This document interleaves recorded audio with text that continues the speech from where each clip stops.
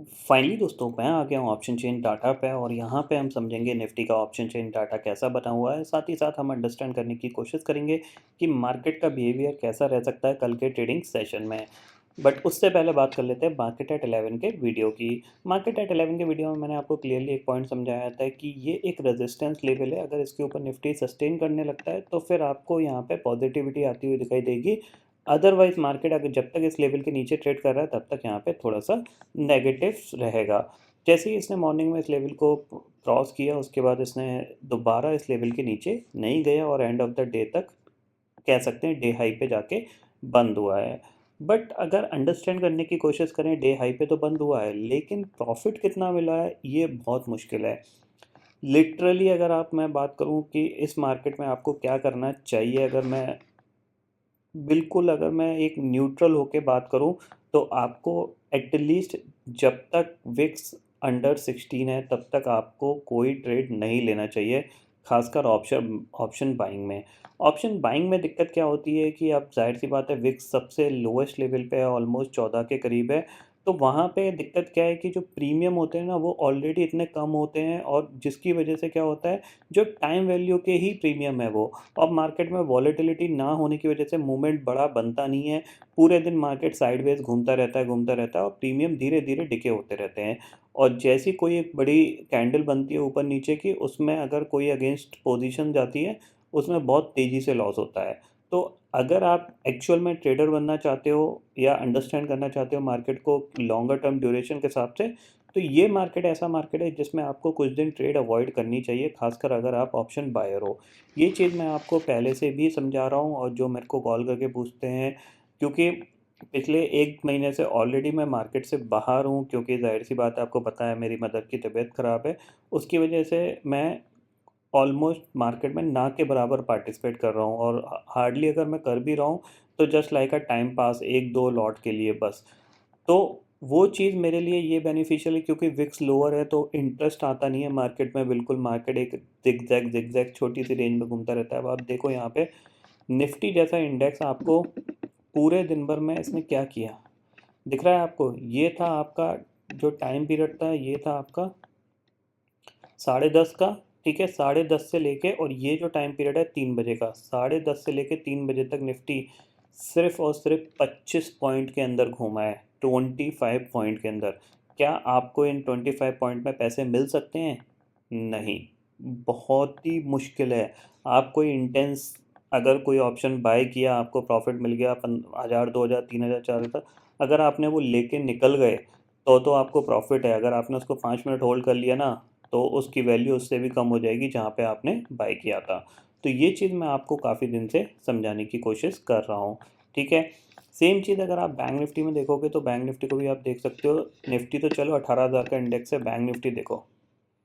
Bank Nifty आपका कितना है? 42,400 का इंडेक्स है। ठीक है ना? अगर आप इसकी रेंज देखोगे, ये देखो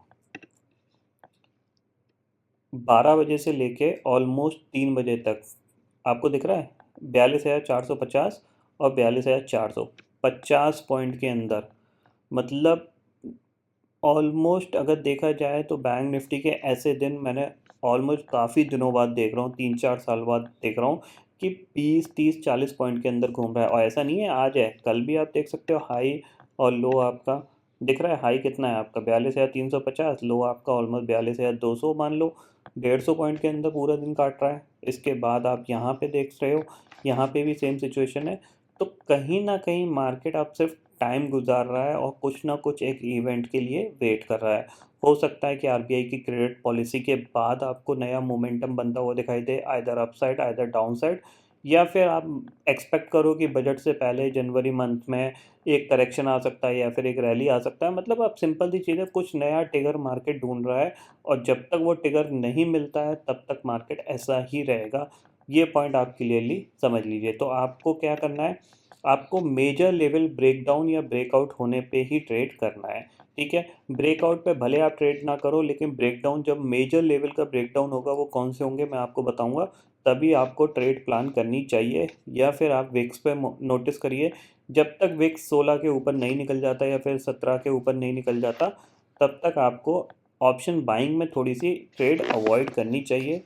इसका फ़ायदा आपको ये मिलेगा कि आपके पैसे बचेंगे। अगर आप ज़्यादा इंटेलिजेंट बन के या ओवर स्मार्ट बन के अगर आपने मार्केट में पार्टिसिपेट करने की कोशिश करी, ये सोचा कि नहीं 14 का विक्स है तो क्या हुआ, मैं पैसे बना लूँगा, तो भैया आपको बहुत कर्रे-कर्रे झटके लगने वाले हैं और फिर आप जो आपने अब तक सीखा होगा ना, वो सब आप भूल जाओगे।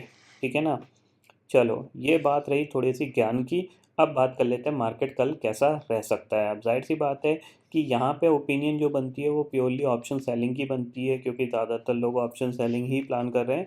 14-15 के विक्स पे ऑप्शन सेलिंग करना ही सबसे बेस्ट चीज़ होती है। अब ज़ाहिर-सी बात है, अभी तक पिछले ऑलमोस्ट देखा जाए तो 8-9 महीने 1 साल में ऑप्शन बायर ठीक-ठाक पैसा कमा लेता था। क्यों? क्योंकि मार्केट में वॉलेटिलिटी बहुत ज़्यादा थी। अब वॉलेटिलिटी कम है तो ज़ाहिर-सी बात है ऑप्शन सेलर अच्छा खासा पैसा कमाएगा। बट हर किसी के दिन आएँगे, आपको अपना दिन आने का वेट करना है। ठीक है? अब यहाँ पे मार्केट कैसा रह सकता है, इस चीज़ को हम अंडरस्टैंड करते हैं। तो सबसे पहले देखो, ग्लोबल मार्केट में अगर देखें तो इंडेक्सेस फ्यूचर्स में जाते हैं तो डाउ जोन्स भी करीब 26 पॉइंट अप है, नैस्डैक भी करीब 13 पॉइंट, और डेक्स कैक फिटसी की बात करें तो फ्लैट से ही कामकाज कर रहे हैं। कहीं पे भी कोई भी मोमेंटम नहीं है। हमारे मार्केट की बात नहीं कर रहा मैं, ग्लोबली किसी मार्केट में कहीं पे भी कोई मोमेंटम नहीं है, either upside either down side. ठीक है, इतना समझ में आ गया। अब यहाँ पे मैं चलता हूँ ऑप्शन चेन डाटा पे। अगर यहाँ पे आप देखोगे 18,300 की कॉल पे 1 करोड़ से भी ज़्यादा का ओपन इंटरेस्ट खड़ा हुआ है। पुट पे कितना है? 61 लाख का। 18,200 की पुट पे करीब 98 लाख का ओपन इंटरेस्ट दिख रहा है। कॉल पे कितना है? 55 लाख का। ठीक है, यानी 18,200 से लेके, यानी आपके लिए जो रेंज है वो 18,150 से लेके 18,350 है, यही रेंज है। और जो ओपनिंग की रेंज बनेगी, मार्केट लगभग लगभग उसी के बीच में ट्रेड कर रहा है। यानी इस पर्टिकुलर एक्सपायरी में आपको 18,150 से लेके 18,350 की जोन ही दिखाई देगा। इसके बाहर जिस साइड निकलने की कोशिश करेगा, हो सकता है उधर मोमेंटम बने, बट कोई ज़्यादा नहीं बनेगा। इस चीज़ को आप ध्यान में ज़रूर रखिएगा। ठीक है, चार्ट पे चलते हैं। तो चार्ट पे आप देख सकते हो, अब यहाँ पे देखो, अब आपको कब ट्रेड प्लान करना चाहिए। देखो सिंपल सी चीज़ है, ट्रेड आपको कब प्लान करना चाहिए? जब आप इस लेवल के नीचे ट्रेड करो। ठीक है, 17,960 के नीचे अगर आप जाते हो, देन थोड़ी बहुत वॉलेटिलिटी भी बढ़ेगी, मोमेंटम भी बढ़ेगा, तो आपको यहाँ पे एक ट्रेड मिल सकती है। ठीक है, ऊपर की साइड आपके पास ये एक रेजिस्टेंस का लेवल है 18,400। ठीक है, अब नीचे की तरफ अगर आप देखोगे तो यहाँ पे अगर आप थोड़ा सा अंडरस्टैंड करोगे तो कल का लो हमारे लिए एक सपोर्ट का काम किया। यहीं से हम आज टर्न आउट होते हुए दिखाई दिए हैं।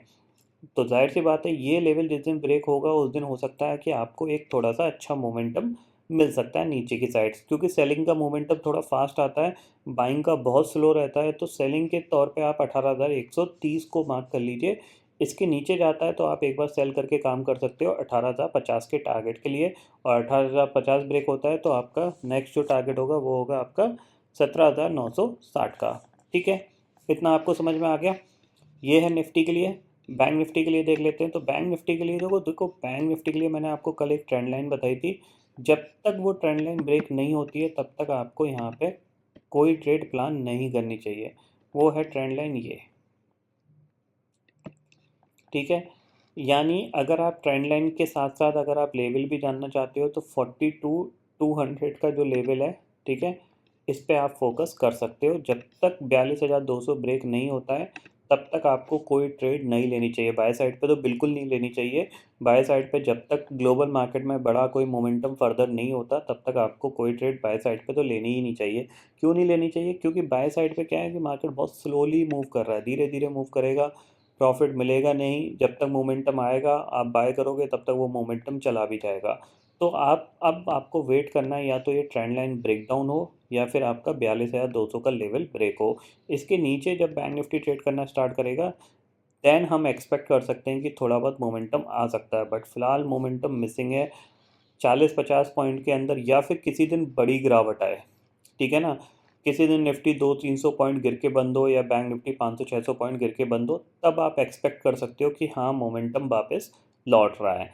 जब तक ये 100, 150, 200 पॉइंट के बीच में घूम रहा है ना, तब तक आपको यहाँ पे ट्रेडिंग अवॉइड ही करनी चाहिए। ठीक है, ग्लोबल मार्केट की सिचुएशन मैं ऑलरेडी बता चुका हूँ आपको, फ्लैट से कामकाज कर रहे हैं, उनमें भी कोई मोमेंटम नहीं है। तो भैया अगले 3-4 दिन आप थोड़ा सा अवॉइड ही करिए, जब तक आरबीआई की क्रेडिट पॉलिसी के पास हम नहीं जाते हो सकता है क्रेडिट पॉलिसी के बाद आपको एक नई डायरेक्शन देखने को मिले, या तो ऊपर की या फिर नीचे की। ठीक है, तो आई होप दोस्तों ये पर्टिकुलर डाटा आपको समझ में आ गया होगा। दोस्तों फिलहाल इस वीडियो में इतना ही है। आई होप ये वीडियो आपको पसंद आएगा। वीडियो पसंद आता है तो लाइक और शेयर ज़रूर करिएगा, और चैनल को जो सब्सक्राइब कर लीजिए, क्योंकि मैं सुधीर लेके आता रहूँगा हर दिन आपके लिए नए नए वीडियो। इसी के साथ शुक्रिया दोस्तों, जय हिंद।